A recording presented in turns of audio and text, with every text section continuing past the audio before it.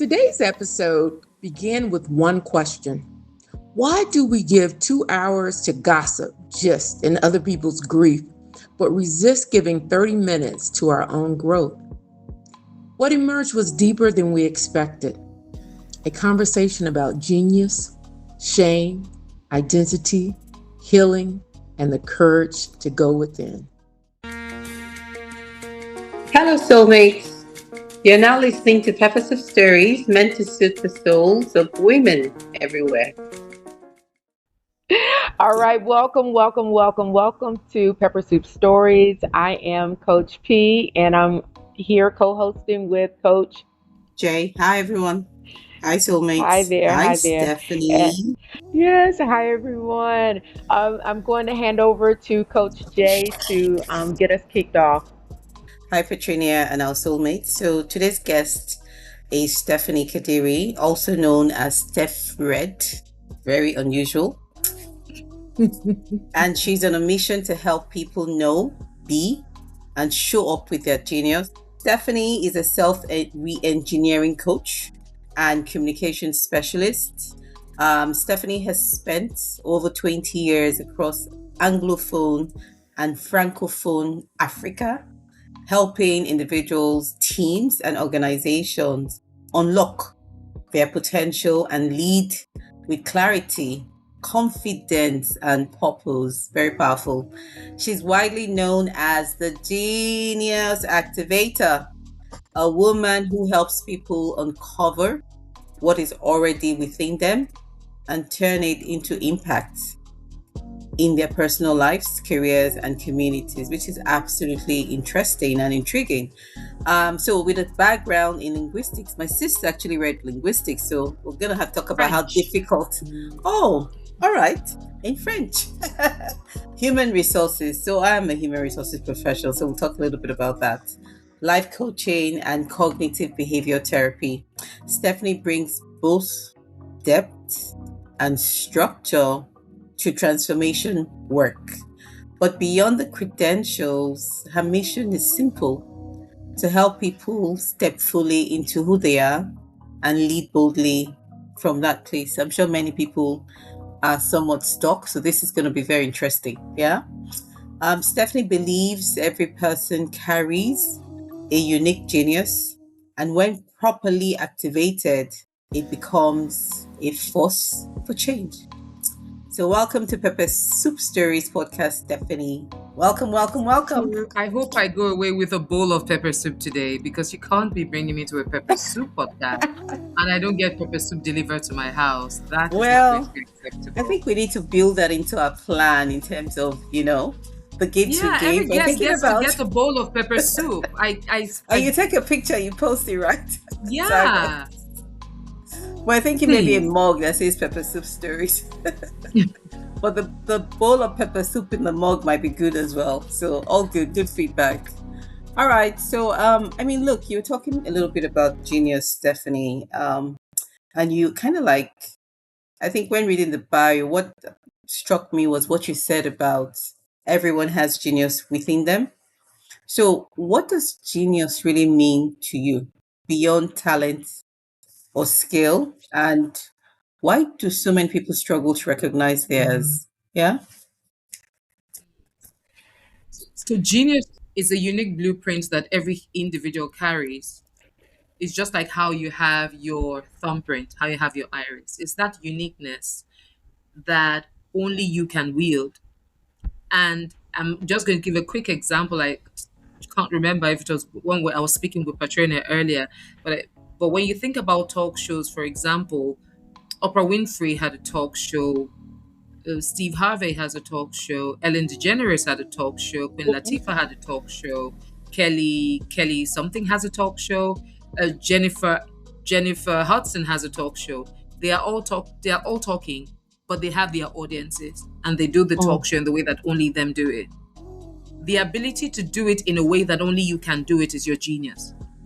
But for you to even begin to find how you can do it, you have to first go into yourself to know what your difference is. Now, the place where we lose the ability to question or to discover where our genius is is in the cause of our education from nursery to secondary, tertiary, and all of that. Mhm. Because we are primarily groomed to fit into a society or to fit into a workplace or to do something that is popular or something that makes you notable.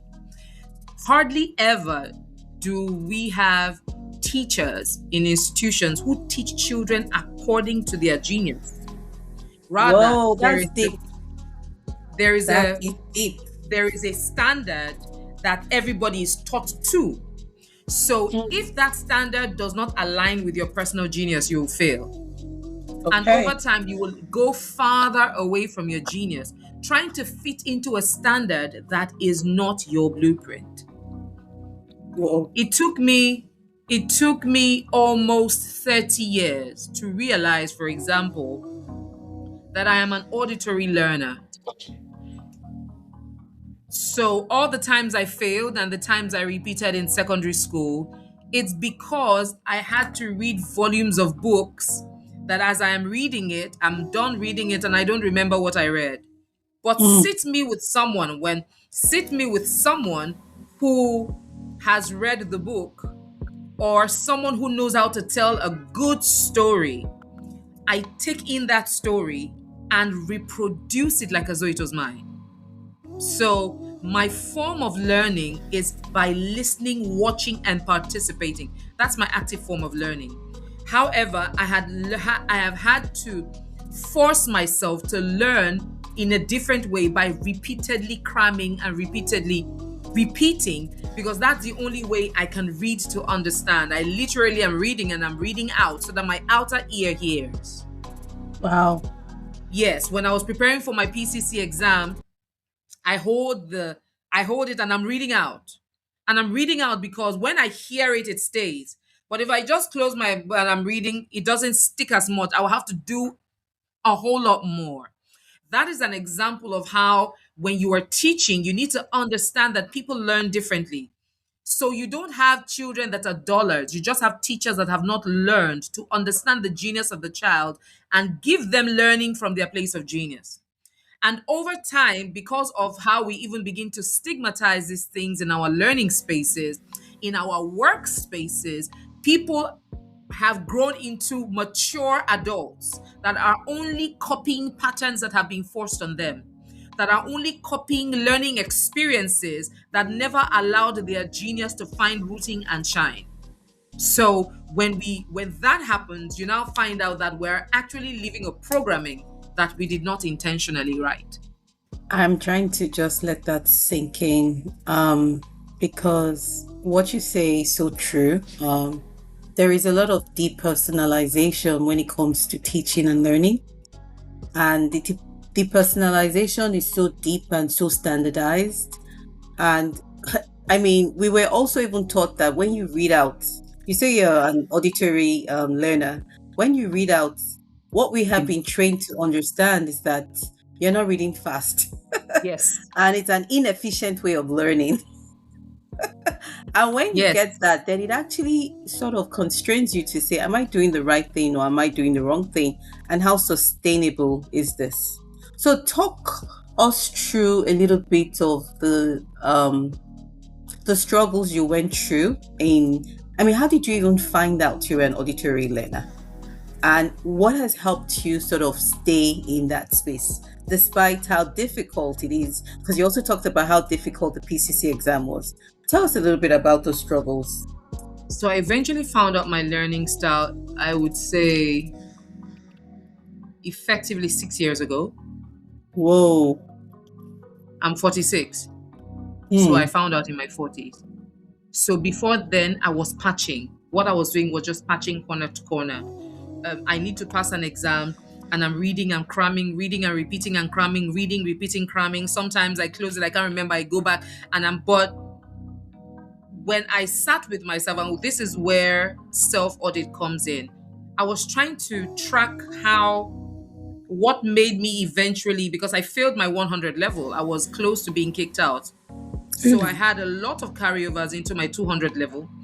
But then I remember a family friend who had told me, I said I wanted to make a first class. He said, "No, with this 100 level result, you can no make longer make a first class. But if you ensure to have a minimum of a B, A's minimum of B between now first term, first semester 200 level and your final year, you can make a 2-1." So what I immediately I tried to develop a different kind of learning pattern. So I've always loved to sing, dance, and act. I wanted to study theater arts, but mommy dearest thought it wasn't a wise thing to do. Uh, but throughout my university, it's very easy for me to cram scripts, stage script. But the thing is, when all I need to do is understand the story. If I understand the story, I can characterize easily. If I understand where we're going, so even if I just brush through the script, because I used to do a lot of stage acts in university, I understand the script. I understand the different parts. I can easily improvise on my line. With that understanding, from my 200 to my 400 level, what I typically do, I studied French, and we have a lot of literature. French literature of the 14th, 15th, 16th, 17th century. I'm talking about Shakespearean kind of French. So I am like, I'm not done learning the Shakespearean kind of English, and you want me to read the Shakespearean kind of French. So I just gather all those people that love to read, that read very fast. And I tell them, I go for their tutorials, and I tell them to tell me the story, what happened in it. By the time I listen to 4 people, I'll write my exam and get an A, but I didn't read the book. I finished with a 2-1. I did all my carryovers, but I didn't read any single book, any of those books. The ones that I had to read, I realized that I would take so much more time to cover than if it was something I could listen to. So, moving away from university and more into the workspaces, the first human resources exam that I wrote, I failed it. What's that exam again? It was so painful. Global Professional Human Resources by Society for Human Resources. And I remember when I came out of I was crying along the streets because I'd spent so much money to write this exam and I failed it because I didn't understand my learning style. I was still trying to read, still trying to write, and then because they were boring teachers, I told myself I would read later. So in class, I don't pay attention to the teacher because my attention span, I easily get distracted because I'm looking for the next activity. So I'm looking for something that would keep me excited. So if I'm just listening to you and you're just giving me the boring lecture, I have zoned out. I'm most likely already acting or preparing for the next dance I'm going to present in my mind. So I take it that, oh, this lecturer is boring, I'll go and read the book. Unfortunately, I'm not the kind that easily just reads like that. So except I'm reading it out, and then when we go for to read for night in class, I'm the only one reading out, and everybody's like, bring your voice down. So I can't do it. I go to the library, and the silence of the library is killing me because it's not the silence I need. It doesn't help me read. As a matter of fact, it exposes a lot of activities in my head because there are just so many characters playing through my head. And it is the one that has the dominance, that is most dominant, that takes the fore. Remember, I said I love to dance, I love to sing. So if I just mistakenly hear music, I've already choreographed to the full dance and I'm looking for where I'm going to present it. So that book that I'm trying to read is out the window. It took me in getting into the fullness of my adulthood to realize this is actually how I read. This is actually how I understand. Thank goodness for ChatGPT. I want to write something, I have the thought. I read it out, it transcribes it for me, I put it down, and then I correct it to how I want it. So it's easier, but if I had had a teacher that could hold my hands to help me understand my learning style earlier, probably I wouldn't have needed to fail the number of times I failed, both in secondary school, university, and even in the professional space. Probably if I had had someone to tell me, this is who you are, this is how you learn. However, find a balance. Presently, my older son learns like me. So I tell him the thing now is the world doesn't have everything audio. You will have to train yourself. Training yourself may mean that you read out. So read out so that your outer ear hears and then it reinforces it. And that's okay. But recognize that that doesn't make you wrong. It just makes your learning style different. And for me, that is what helped me. And that is what I encourage people to do. When you are able to sit with yourself and ask, how do I perform? How do I hear? How do I learn? How do I respond? And that will not just help us in how we be, it will also help us with how we show up with other people, not feeling judged, not feeling not enough, not feeling like they have it all together and we don't, not feeling like, oh, there are some people that they just read it. So I finished reading this 569 page, no, 569 1000 page book, so I finished reading it in 3 days and then I'm feeling judged. No, I'm not feeling judged. That's how you read, that's not how I read, right? And that doesn't make me less. So that is how gradually in different areas of how we show up, and not just in reading now, but how we become, how we learn, how we choose our friends, how we show up. They're just little those things that etch on us, on how we see ourselves, how we believe, and then begins to distance us from the originality of who we are and who we have been created to be. What you're telling us is exactly what our soulmates like to hear, because we like to talk about, reframing adversity into advantage. And your adversity was a learning challenge, not realizing that you learned by audio as opposed to your sight, right? Yeah. And in that regard, you struggled, you said you failed. So, Stephanie, how do you connect this example of adversity, turning adversity into advantage? This is a very classic Peppersoup story. It was a pepper, the learning challenge. Then the Peppersoup Yeah. now is that, look, you got a 2-1, you're flying, you're PCC, you're soaring, and I'm sure you're supporting your son, who's to say has a very similar challenge as what you had. How do you connect this to genius, this mission of helping people find the genius in them? Was this a The trigger for you, or it was something else? trigger, no. You know, you can't unearth your genius without going to the place where it may have been buried, Oh, wow. without identifying what took it away. So I always like to relate the evolving or the discovery of my genius to losing my job. I was fired from a job, and that particular experience has redirected, or rather is what has redirected the entire trajectory of my life. Now, after the job loss, I contemplated suicide within about 7 days. Now, Oh, the reason was because of how I had defined myself by the HR qualifications and the coaching qualifications gathered, by the years of work that I had literally put in, that I felt I had done so much, and how my identity had been tied to what I did as an HR professional who was also a coach, who was now sitting covering two regions, Nigeria and Ghana. I felt it was like as though that no, it wasn't like as though that particular act of being fired stripped me of every form of self-belief and identity, right? But thankful, and really thankful to God, that I could think a bit further than how I was feeling in the moment.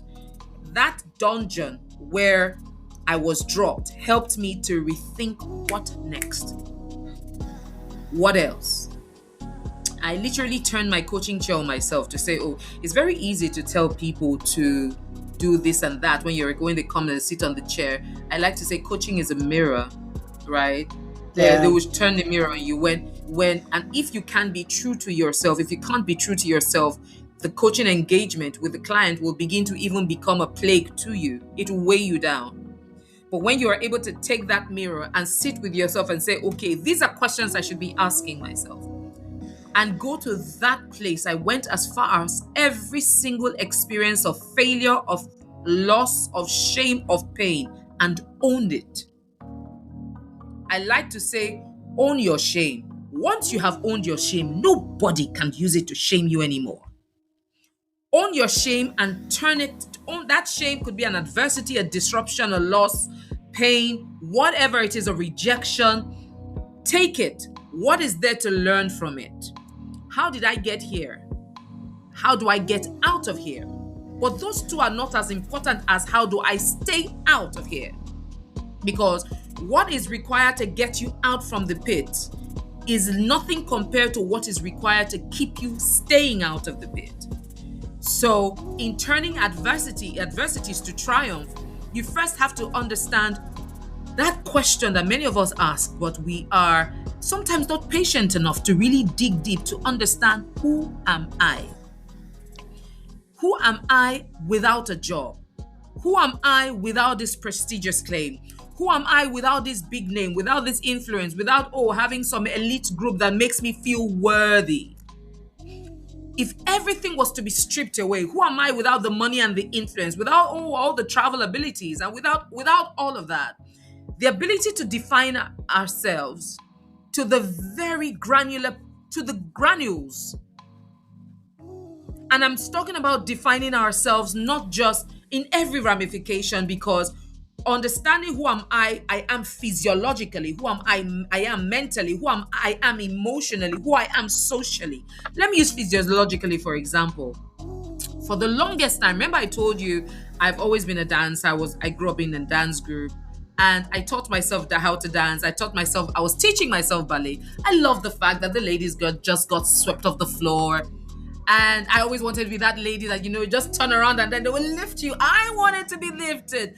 I wanted to be the girl being lifted, but no, they were lifting the slimmer girls. So I wanted to be thin.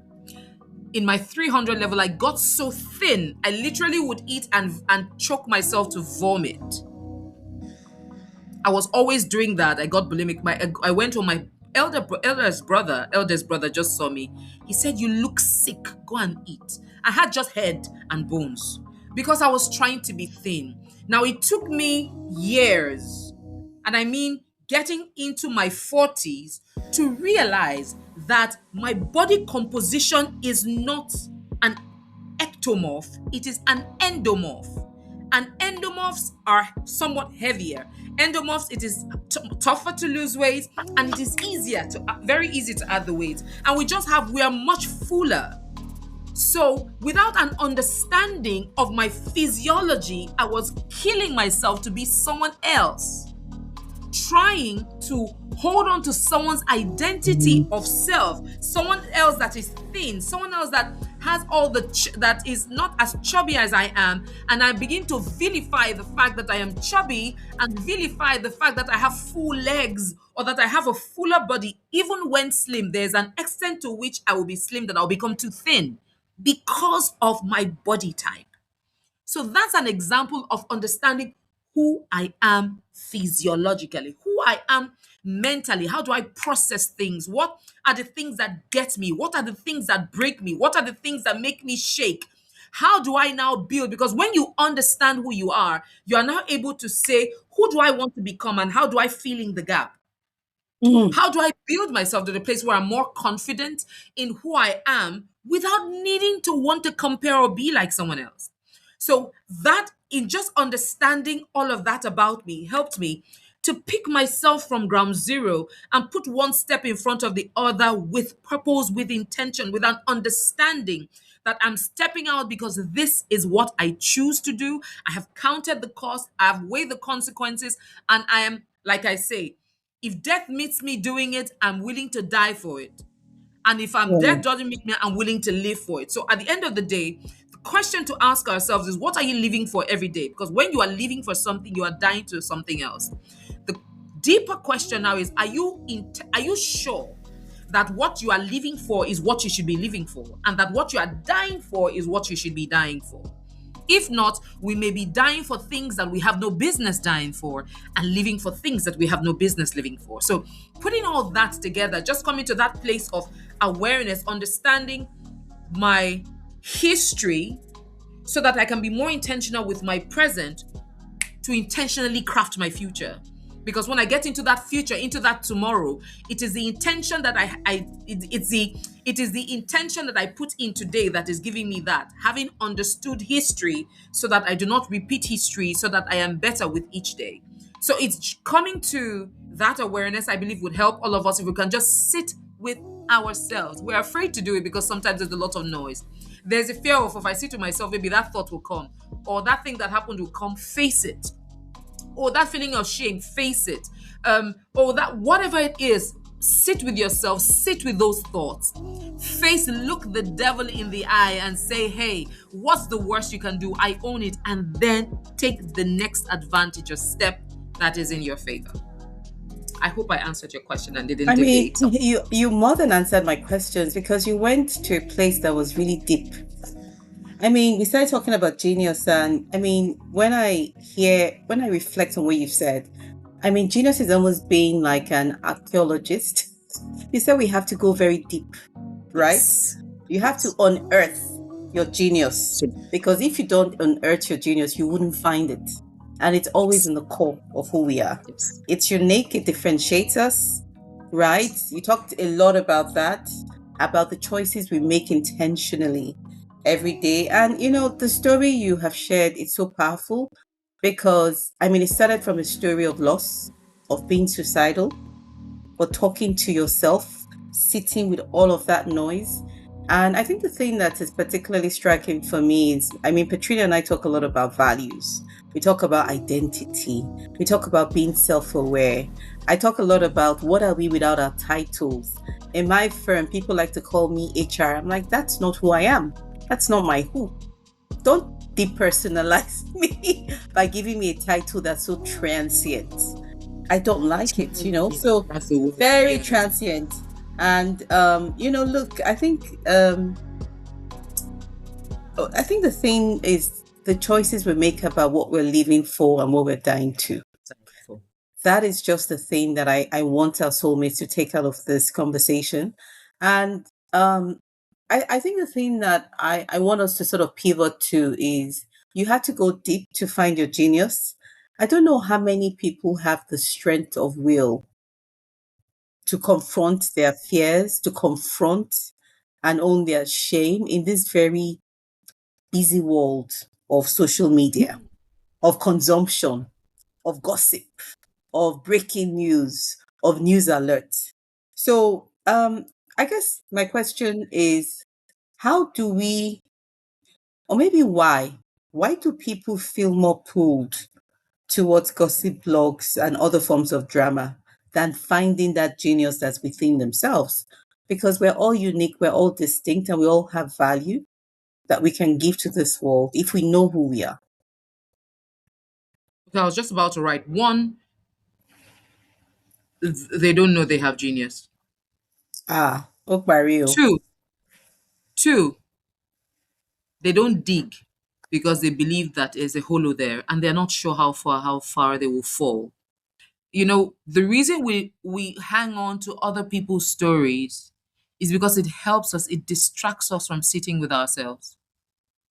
Mm, Even many times those people's experiences, the stories and the gists and the gossips and everything that we're intentionally sometimes looking for may sometimes be reflecting things we're dealing with. We refuse yeah. to sit with ours, but we sit with other people's own and turn it to talk. Interestingly, this morning on my morning walk, my morning walk is not just for physical fitness and activity, but it's also my thinking time. So I'm using it. I'm listening to, like, I learn. I'm an auditory learner, so I'm listening to audios, listening to videos playing on YouTube. I have several playlists that are activating my mind, that are stimulating my thoughts, that are helping me think deeper. So interestingly, what I was listening to this morning was about repetition. What Mm, are you practicing? What are you repeating? We become a function of what we repeat. We become a function of what we practice. If we repeat gossip, if we repeat, if we repeat uh, doing every other thing that does not focus on us really unveiling ourselves so that we can say, oh, I've unveiled myself. Or do I like what I see? No, I don't like what I see. Okay, what do I need to do differently? Before I say what do I need to do differently, who do I want to become? Is that person an optimized version of my current genius, or my current person? If it is, what do I need to do by intention to become that person? What do I need to study? What do I need to read? So that self audit it seems like too much of work because it is not guided or we're not sure of what we'll see. I have a client that I've been working with now for almost 2 years.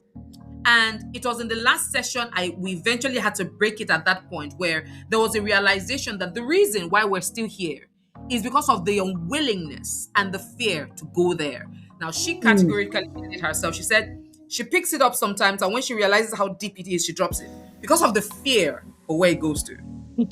Said up until we can get there, we're not going to move forward, right? Up until we can get to that place of the feeling of fear and uncertainty. What's the worst that can happen? Remember, I said we have to be able to own the shame, the pain, the wasted time, the rejection. Own it and say, okay, now I realize, what do I do differently? What is that thing that's looking in the face to say, oh, you messed up? You were, particularly in this day of social media where you have people that are so afraid of being dragged. Maybe something happened that they drag them and they, oh, you know what, they go and hide. For every time you hide because of something that happens, you're limiting yourself growth and advancement. Because what has just happened is you may have learned how not to do something in a particular way. So what you want to ask yourself is, how else can I do it? How better can I do it? Who else can I become? How else can I re-engage myself? But first, to re-engage myself, all these questions I'm asking, we have to sit with self. It is that fear of missing out that makes us not to fit with self, which actually comes from the standards that were set when we were younger, making us believe that there is an acceptable social place that you must fit into. So because we were never taught to sit with our genius and say, what do I have? This is what I have. How do I turn what I have into value that serves my world? So I am not fitting in, I am getting in to change, to engage, to impact from my source of genius, not to draw from, to define who I am. So the reason we are not able to sit with self is because we were not taught how to.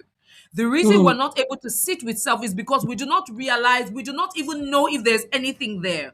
So the only way to fill the vacuum, to fill the void that is in there, is to surround ourselves with a lot of noise. That noise could be gossip. That noise could be just a lot of, for a lack of better word, a lot of foolishness just engaging around. It could be substance abuse. It could be a lot of alcohol. It could be a lot of drug abuse. It could be anything that numbs us from going to that place because the environments that shaped us made us believe that there is nothing there. So it is hollow.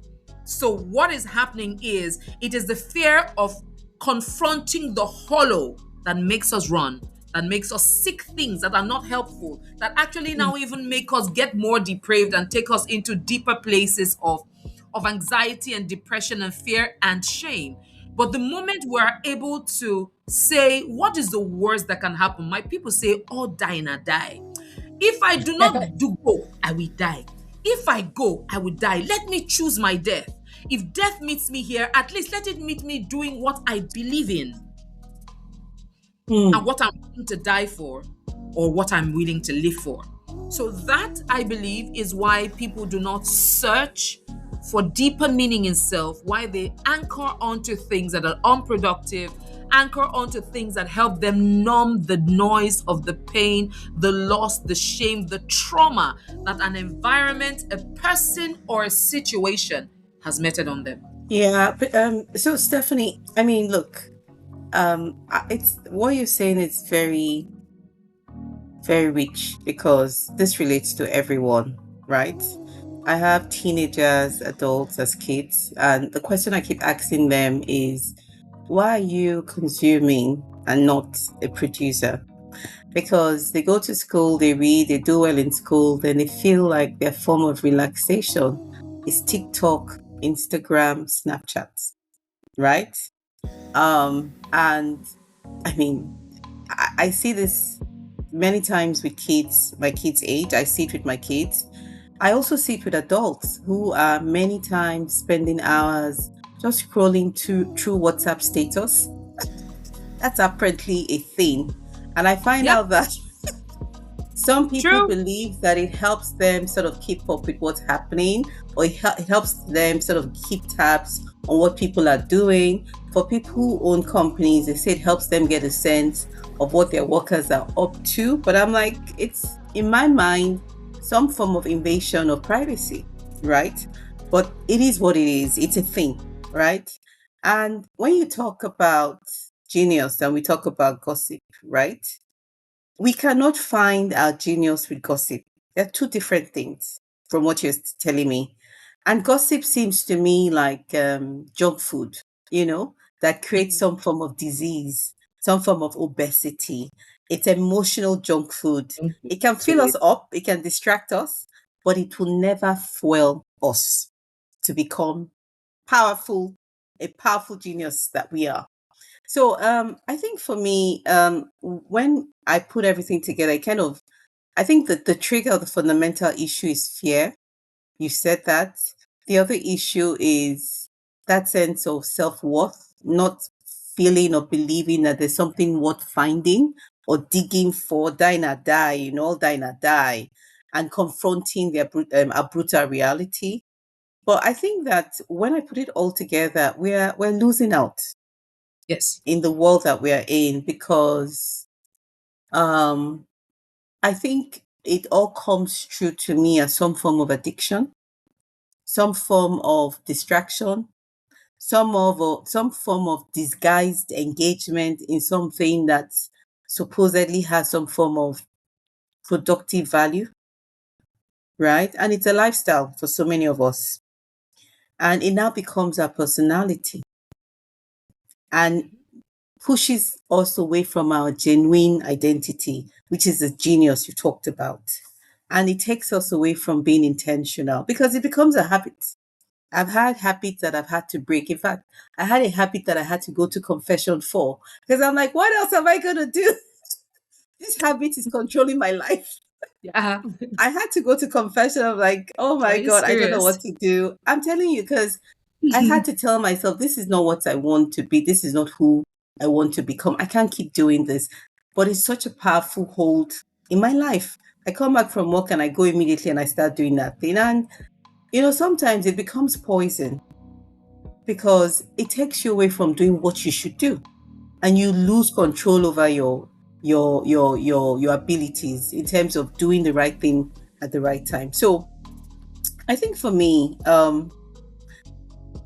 you Permit talked me, if I about, can just speak a bit yeah, to yeah, this addiction, where when you talked yeah, about it's an addiction, and addiction. what came to mind. So I just immediately scribbled five things here about Yeah, what many of us may be addicted to, and we do not realize that we're addicted to it. please, We're please, addicted to please. social media. Now, typically, the kind of addiction, when we talk about addiction, everybody just thinks alcohol, drugs. Yes.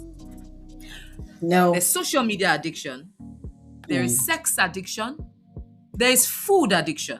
Now, let Mm. me throw myself under, when I realize, and I call it gluttony, I I am presently on the official 10th attempt at weight loss, right? Okay. Yes. And, I wrote about it, I posted on LinkedIn even. And it took me sitting to understand that I had an unhealthy mindset about food, which was gluttony. Mm. And as human beings now, it now comes to talking to yourself, because we can't call ourselves higher creatures if we cannot call ourselves to order. That's what makes us different from animals, the ability to make a decision because you have reasoned it, because you have thought about the potential consequences to you and all those around you. And then I'm telling myself, am I saying that if I don't eat this food now, food will finish? Am I saying that food is about to finish now, that this food now I will die if I don't eat it?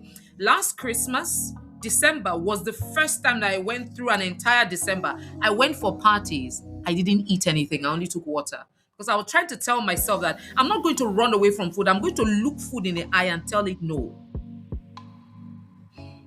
Between November 9th, 2025 and today, I've shed 23 kg. It Congrats. is the most progressive attempt and will be by God's grace. Because so aside from, I just penned what are the three things I need to do to, I'm no longer thinking to just lose weight because I want to feel sexy with myself and wear nice clothes. I want to be a fit toned and flexible grandmother that can play Amen. the longest with her children and her grandchildren. Amen. I don't want to Amen. be that mother that in her 60s she's already sickly. Let me do my part and allow God do his part. So what do I need to do to be mentally, emotionally, physically in shape? I need to improve my nutrition, I need to improve my sleep time, and I need to exercise. So I created a system, and it's all about systems. The moment we can create a system around any habit we are trying to stop, we will overcome that habit because the system is not for the system and the structure. We talk system and structure for organizations, but we Mm. forget to do system and structure for self. Hence why I developed the self re engineering model. We're self re-engineering, human resources. One of the things I did a lot for my organization was business process re-engineering, business. But when I sat with myself in that period of trying to to pick myself from the rubble, was how come we commit so much time and effort in business re-engineering to give the business a structure and a system that allows it to live the longest. But then we, the vessels that do that, we don't spend time for self re engineering to put a system and a structure that allow us to live wholesome lives. So these addictions, the moment we're able to identify that many times we're operating in addictions or with addictions, and then we now need to come to the place to tell ourselves, what do I want to change? Are there going to be challenges along the way? Yes. But what keeps you is the compelling goal that is ahead of you and the reason why you started in the first place. So all this addiction that we don't realize we have, it's now to ask, what is it doing to me in the present? And what can it do to me in the long term? And what system or structure can I put in place to change it so that I live a transformed present and a progressively transformed life moving forward? You've said a lot of powerful things, and I'm so grateful for the stories you've shared with us. Your very deep and personal stories, and also quantifying what addiction looks like, um, and the categorization. Um, I think what's on my head right now is that maybe we should pivot to what your company does, because you started talking about a client who was stuck for a period of time, not wanting to sort of, move to that space of intentionality and, do the work that Genius requires. I mean, I was watching a video or a YouTube short this morning, just looking at, reviewing the story of Beyonce.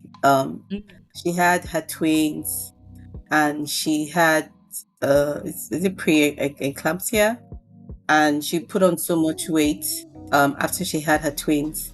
They had to do an emergency delivery, and 9 months, 11 months after, she headlined Coachella, and for about 2 hours she was dancing at a very high level of excellence.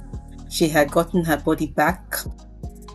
They call Coachella Beachella or Baychella because of how distinct and how she was just a genius, right?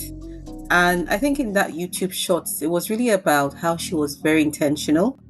She woke up every day at a certain time. She was very consistent. She had a coach who helped her with nutrition, with exercise, that helped her slowly gain her body back. It was hard. And when she was asked the question, I mean, look, you look so tired. She was like, yeah, but the work's not done.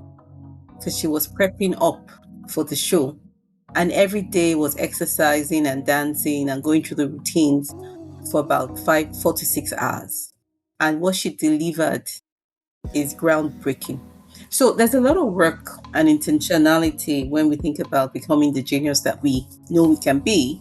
So what does your company do in activating this? Because I mean, look, it's a lot of work. It is a lot of work.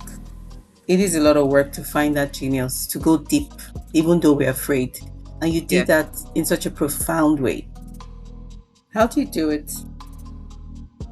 One of the so at the start of it, everything I believe that I can't give what I don't have. And the first thing that plagued me when I started my coaching journey was feeling like an imposter or a liar, because you're telling people that you can help them navigate their path, and you've not navigated your own path, Hi. right? But I mean, that thing literally, I'm having a coaching session, and the client is, and I have asked the client a question. And then an inner voice tells me, is that question for the client or that question is for you? Have you answered it for yourself? I just couldn't, right? So Well, hence why turning my chair on myself helped me to understand that I had I have to live what I practice. And at the first solutions, when it's a lot of deep work, it also helped to take it further. Hence why I went for cognitive behavioral therapy and mm, emotional intelligence. Coaching will fail, absolutely fail, if the person you're trying to coach is not in a functional place. of Coaching course. takes you from functional to optimal. When someone is in the dysfunctional place, consciously or unconsciously, coaching can't work. The coach will be frustrated. Many things that keep us stuck in the present, rather, we are not stuck. If you are stuck in the present, you can move forward. But if you are stuck in the past, darling, we have to move backwards first. Disentangle from that thing in the past. And that is why what I do is integrative coaching, because did behavioral therapy. So my practice is often when I realize that the client comes for coaching, and I realize that no, this is not a stock position in the present, it's a stock position in the past. Then we go to the past. And then we navigate to say, hey, we're going to shift from coaching now to behavior, to identify some behaviors or some beliefs that are in the past, that have held you in the past. And many times we get them, we find out that it is the feelings, or the feelings of feeling being stuck in a past, that is affecting the present, that is stopping them from moving forward. So just being able to, that is deep work. Mm, And I say it is deep work. It takes a trailer load of patience, because sometimes some people don't even realize how deep that thing that is holding them is. Some people don't, and I'll give an example, and I like to give my examples because I realize that many times I give my examples, people see themselves and like, oh my gosh, I never saw it that way. mm-hmm, Uh, which of them now? I have all of these in my book. I had to write them in my book. I have many examples. So one of them is, my father died when I was 7. I didn't grieve him till I was 41. I didn't realize that I hadn't grieved, because research shows that children that suffer trauma from an early age, trauma either due to the loss of a parent, abuse, or anything that disrupts them, actually disrupts the normal development of their brain and puts them in a survival mode. In yeah. survival mode, you shut everything down and you're in self protection. Mm-hmm. Now, imagine living from age 7 to age 41 only to realize, now, one of the things was I hated pink. They call me StephREDD. I hate pink. Why do I hate pink? Oh, it's too girly, it's too soft. Oh, I don't like it. Okay. When one of the things I did when I started my coaching journey was to understand my patterns, understand my likes and my dislikes, because of the understanding that all behaviors are learned, they are acquired. We were all born tabula rasa. We started learning from the first time as a baby you beat your mother's nipple while sucking. Like, don't do that. And baby like, what happened here? Why is this person hitting me? And then baby bites again, and the mother smacks. Say, biting plus smacking. Take notes. That's the programming. So we're born blank slates without anything up until events, situations start to shape us. So I asked myself, how did I start hating pink? How did I start loving red? Was because I grew up watching Indian movies a lot. And I loved it so much. I was learning their dances, learning their songs. I was looking forward to the day that I was going to get married to my Indian beau. Well, Why? Oh, yes, because the wedding outfit for the typical Hindu wedding is a red sari.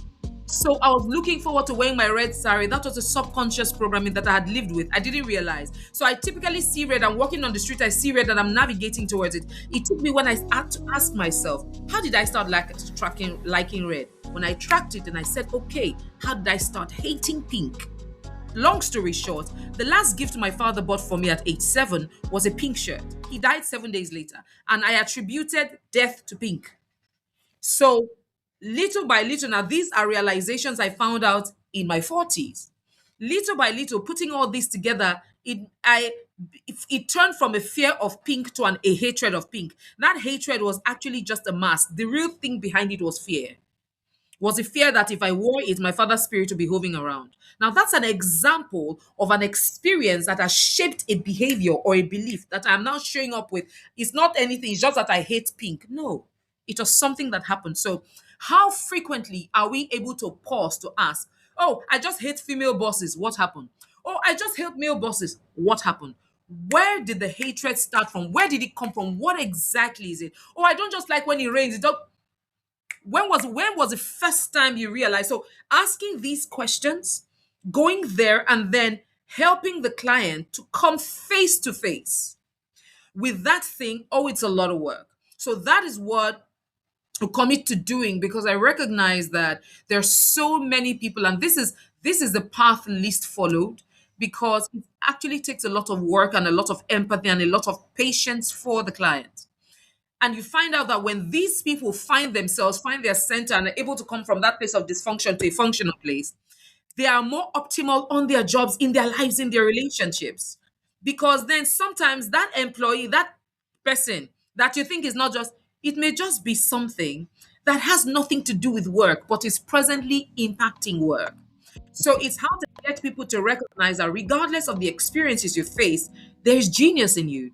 And that genius can still shine, that brilliance can still shine through to impact the world around you and leave a legacy beyond it, such that you are not defined by the things that try to crumble or try to crush or try to dim the brilliance, but you recognize the brilliance, take charge of it by intention. I love that you use the Beyonce story, because the fact that you realize it, you have to do the work. Yeah, You have to Beyonce. want it so badly. You have to want the change, you want the progression. Yes, cry. My people say, I when they cry, they see road. You have to Yeah. cry. But open your eyes and say, what next? In the middle of the tears, wipe it away. What next? What is the most optimal thing to do that will help me not to repeat history, that will help me to repeatedly put one leg in front of the other, that will help me to move forward with a freer heart and with a freer mind, understanding that bitterness and anger and pain shrink your genius, because it leaves you in a state of bitterness, in a state of how do I put it?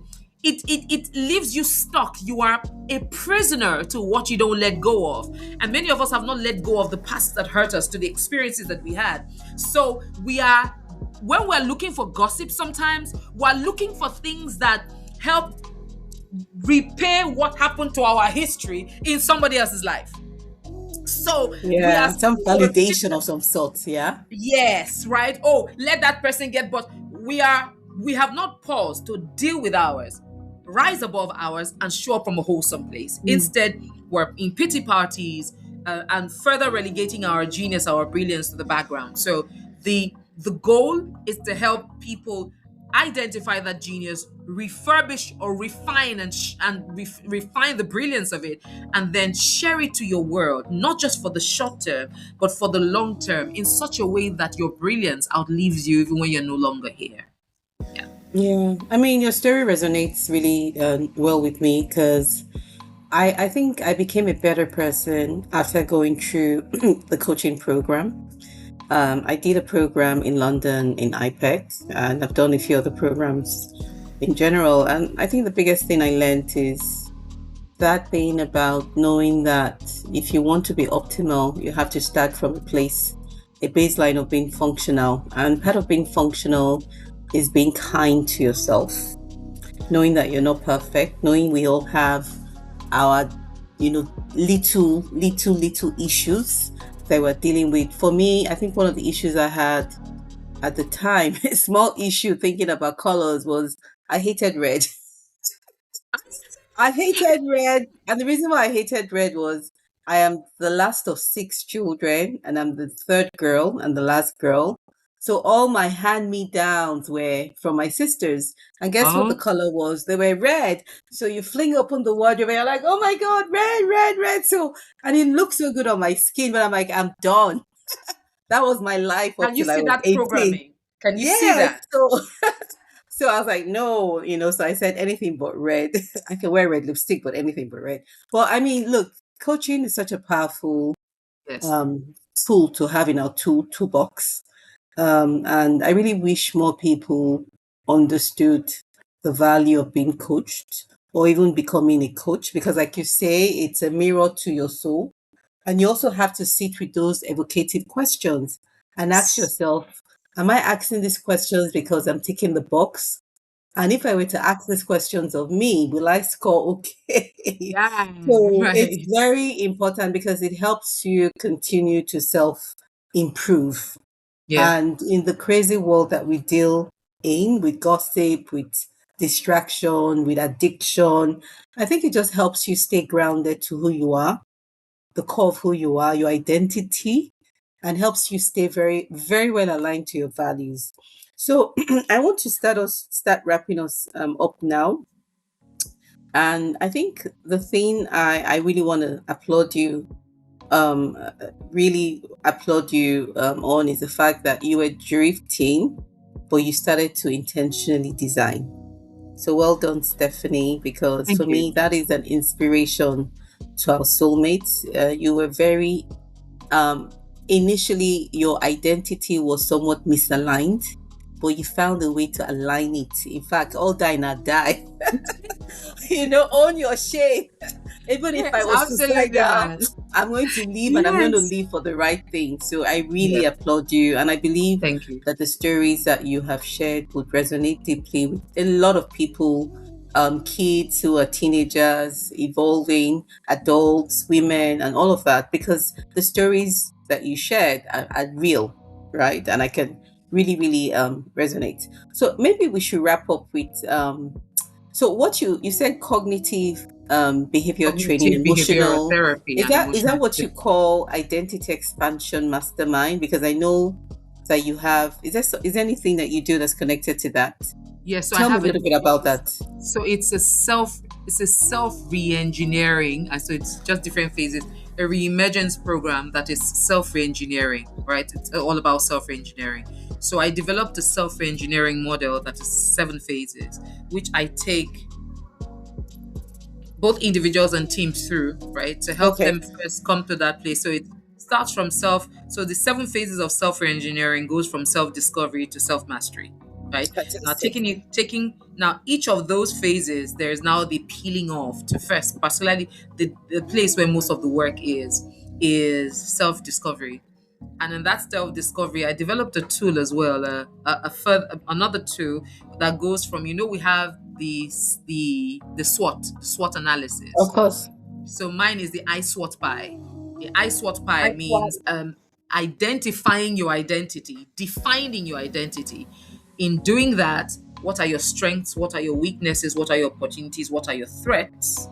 Now, when you have identified your SWOT, the action you need to take is predict the future, P, that you want for yourself. When you have predicted that future, I implement, take action. Begin to implement what you have predicted, because it's not just about daydreaming. I want to be this. Okay, do the work like Bay did, like Baychella did. Do the Mm. work. Then when you have done the work, I evaluate. That's the ice word pie. Evaluate based on what you said you had predicted and the results you get from your implementation. Based on that result, you can now compare with the identity you defined for yourself. Does it meet? Does it not meet? What else do you need to improve? So I believe that life is, we never, up until we die, we never get to the fullness of who we believe we are, because we're like onions. With every peeling off, there's a fresh layer. So the more you understand yourself, when so say for example, I have reached the height of university and I have a master's degree. That master's degree is still lower than a PhD. If I want to go for a PhD, which is a higher level of education, I will start from ground zero. So while I am high in PhD, in masters, I am just a learner on the PhD level. The same way, I may have gone to managing director, but then when it comes to House of Senate, I am a learner. So it depends on how Got it. much further you want to grow. What does growth look like? And at what point do you want to say, I no longer want to grow? So if reach, if there's a particular place that you say, oh, once I reach here, I don't want to grow any longer. Of course, the moment you reach there, you will start declining, you will start dying because that is the height there is. But if you desire more, whatever that more looks like, you will have to consistently do the work. And doing that work will sometimes require that you have the support system, either of a coach or a psychotherapist, depending on what is required, what you need Mm. to guide you through the process. One of the things I always tell my organization clients is when they say, oh, we just want a training, I said, training only brings awareness and inspiration. If you want change and transformation, then you should go for coaching. So the thing about training is training will fall on every other thing that you've already learned, every other information that is in your heart. But it is the deeper belief and the deeper values that will drive your behavior. So if you want that behavioral change, which is driven by a subconscious belief and subconscious values, then you have to get coaching in to now turn that what has been that new awareness into a lifestyle, into a habit that people can now practice. Yeah. I mean, it goes back to what you said about business process reengineering. This is identity reengineering, and Yes. using the SWOT is such a powerful tool. So well done. Maybe I should Thank come you. take a session with you and go You're through that welcome. process because it's look, and I think the thing we have to remind everyone is you cannot be a genius by going through some kind of shortcuts or a checklist and tick the box. You have to do the work, and you have to be very, very aware of where you are versus where you want to be, because that is when you start to see the opportunity of changing, and that's where you see the roadmap, right, for transformation. And for you to go through that journey, then that requires structures like you have designed. That requires accountability of yourself, self mastery, self discipline to be consistent. And that also requires a coach, right? And I'm so excited that the world has someone like you. So we're Thank going to you. start to wrap up. I think we've spent about an hour, 17 minutes. Hmm. But Petunia, Tenacity, tenacity, tenacity. I'm loving how you all, I don't know if it was by force, but I love that you have married and got your dance going. So we've talked about genius, and your whole process of self engineering has really fascinated me, Stephanie. I will make sure that we include links at the bottom of this episode to your process, to you, because I feel like, one of the reasons that we invited you on is the passion and intensity that I've always experienced with you. It's just something I wanted to make sure our soulmates got. And I love that we're talking about that genius is an alternative to gossip. Genius mining is an alternative to gist. Genius mining is an alternative to grief and stepping in other people's grief and just smiling because they're worse off than you. I love that we're giving them fuel they can grow off of and not just something to make them feel full like carbohydrates. So I'm loving that we have you. I'm hoping our Thank you. soulmates can really reflect, because I mean, you bared your heart about your failures. You bared your heart in terms of vulnerability, and vulnerability builds trust. If we can dare to be vulnerable, it lets people know that I'm willing to share my imperfections and let you see the real me. That is so rare, my dear. So I just want to thank you for all you've brought. Thank you so much for joining us. thank you so much, Petunia. So, Stephanie, what's the one thing you want our soulmates to take away from this conversation, or something you sort of picked up from the dialogue that you believe you need to emphasize? Go within and do the deeper work. Mm. Go within. One of something that has reinforced my my frequent call to go within. So typically when I'm teaching, I even I have an audio where I said the worst thing that could ever happen to anyone is that you get to the end of your life's journey and find out that you have only successfully climbed up somebody else's career wall, somebody else's idea of what life should be, someone else's business idea. And then from that height, you look at a distance and you see the foundation that has your name on it. But at this time, you're either too tired, too weak, so much time spent to reach for and start building your own wall. And to corroborate that, Viola Davis said in recently, sometime early this year or late last year, she was receiving an award. And she said that when we all leave this earth, when we all die, what will typically happen is who we died as will come in confrontation face to face with who we could have been. And that would be such a, a probable regret because this is all I could have been, Mm. but that is not what I became. So, with every day, it is to be intentional and do the deeper work to ask, what more can I be? Who, not what, I beg your pardon. Who more can I be? And what does that who or what can that who create progressively? Because it often has to be from a place of being. When we be, then we can do. And when we do, we can become. So doing the deeper work would require that we go within to ask that question again, who am I? And be vulnerable enough to self to understand who you are with the pain, with the losses, with the shame, with the bad experiences, with the rejections, with the highs and the lows, and with everything. And ask, in the middle of all of this, who am I at the center? And then intentionally craft self such that you are living on your terms. And that even if death meets you on that path, I like to say, let it meet you giving the best shot from the center of the genius that you are. Not trying to be anybody else, not trying to leave anybody else's script, but operating from the fullness of yourself such that you know that you are living full and that you will die empty. I mean, thank you so much. Thank you. I'm so filled with joy with the words of truth that you have shared because this comes from a place of having done the work yourself.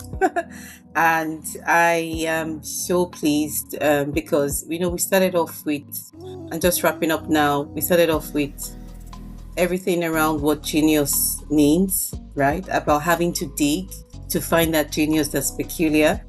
We now liken genius with the addictions of the world that we live in and realizing that those addictions are distractions that we have to be very intentional about protecting ourselves from because what we consume is what we become, right? Yes. And it becomes something, and it quietly shapes us into who we are and our personality and identity. And look, if I were just to leave a simple question for our soulmates, is are you ready to activate your genius?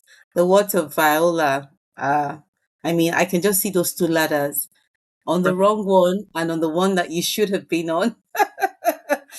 And I think the other question I would say or ask is if our attention is our currency, if our attention is our money, the money that moves us from the wrong ladder to the right ladder, where are we investing it in? And remembering the words you have shared about going within and doing the hard work and finding the genius that we have in the core of our who. So thank you so much, Stephanie. I'm Thank you. so grateful on behalf of Petunia and I, on behalf of Peppersoup Stories podcast. Thank you so much. And I'm Thank going you. to be checking you out outside of this podcast. I will definitely send you the pepper soup in the pepper soup mug.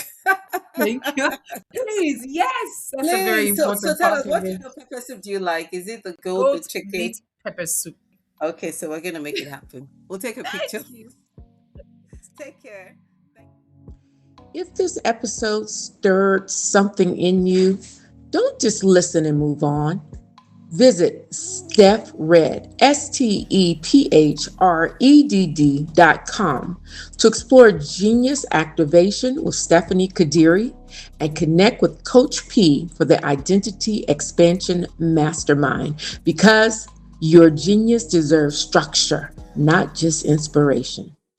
If you enjoyed this episode, don't forget to hit that subscribe button, share with a friend, leave a review, and connect with us on social media. Your support means the world to us. Until next time, soulmates, stay inspired, keep growing, and turn life's peppers into a flavorful soup. Connect below. Bye bye for now.